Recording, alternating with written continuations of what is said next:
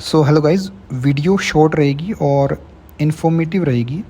इसमें हम देखेंगे कि HCL का जो ऑनबोर्डिंग फॉर्म है वो टोटल कैसे भरना होता है।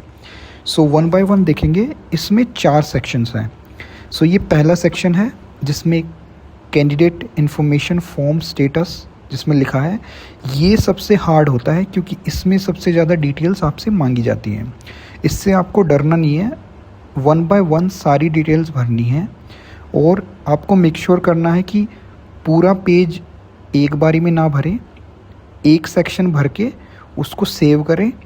नीचे सेव का ऑप्शन आता है, सेव ड्राफ्ट, उसको सेव करें और फिर दूसरा सेक्शन भरें।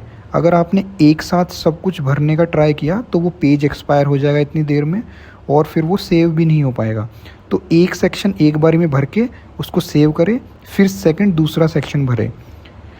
तो ये सब चीज़ें आपको भरनी होती है जो आप स्क्रीन पे देख पा रहे हो, एड्रेस। और मेक श्योर करें कि जितने कम एड्रेस भर सको उतने भरना। आपका जो परमानेंट एड्रेस है, जो रियल आपका घर है, वो ही डालो तो बेटर रहेगा। इसी कैंडिडेट इन्फॉर्मेशन फॉर्म में आपको अपने 3 रेफरेंसेस देने होते हैं जो कि आपकी कंपनी के हो सकते हैं या फिर जो कंपनी में पहले काम करते थे अब किसी और कंपनी में काम करते हैं तो और बेटर है, आप उनके भी दे सकते हो। ये आप 3 रेफरेंसेस दो, पर उनके ही देना जो मेल्स और कॉल चेक करें। उनके पास एक व्हाट्सएप पे या ईमेल जाएगा और उनको चीज़ें वेरीफाई करके आपको यस करना होगा। मे बी साइन तो नहीं करना होगा इस वाले सेक्शन में, पर उनको वेरीफाई करने के लिए रेफरेंस जाएगा। सेकंड है आपका फॉर्म 11। फॉर्म 11 में आपकी जो फाइनेंशियल चीज़ें हैं वो फिल करवाई जाएंगी, जैसे बैंक डिटेल्स और जो आपका पुराना PF नंबर और UAN नंबर है। वो मैं आपको ये ओपन करके नहीं दिखा सकता क्योंकि उसमें मेरी पर्सनल इन्फॉर्मेशन है। तो हाँ, बट ये बहुत छोटा सेक्शन है, ये इजीली आप भर लो। फिर आपका है ऑफ़र लेटर जो लिखा है।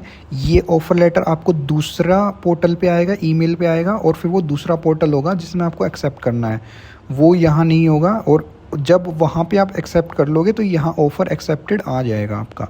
उसके बाद आपका बैकग्राउंड वेरिफिकेशन जो सबसे इम्पोर्टेंट है।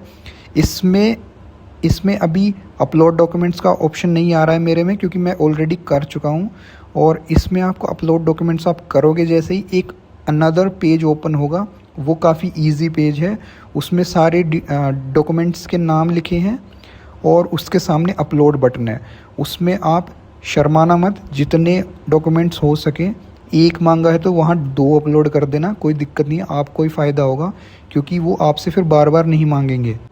जो ये लास्ट सेक्शन है ऑनलाइन ऑनबोर्डिंग वाला, ये लास्ट होगा और इसमें आपको 2 विटनेस डालने होते हैं। उनमें उनका ईमेल एड्रेस और उनका घर का एड्रेस, ये सब डालना होता है। फिर जो लास्ट में आपकी ज्वाइनिंग से 2-3 दिन पहले आपके पास इलेक्ट्रॉनिक साइन करने का ऑप्शन आएगा और जैसे आप साइन करोगे फिर वो उनके पास जाएगा और फिर वो दोनों साइन करेंगे और फिर आपका ये वाला स्टेप भी कंप्लीट हो जाएगा।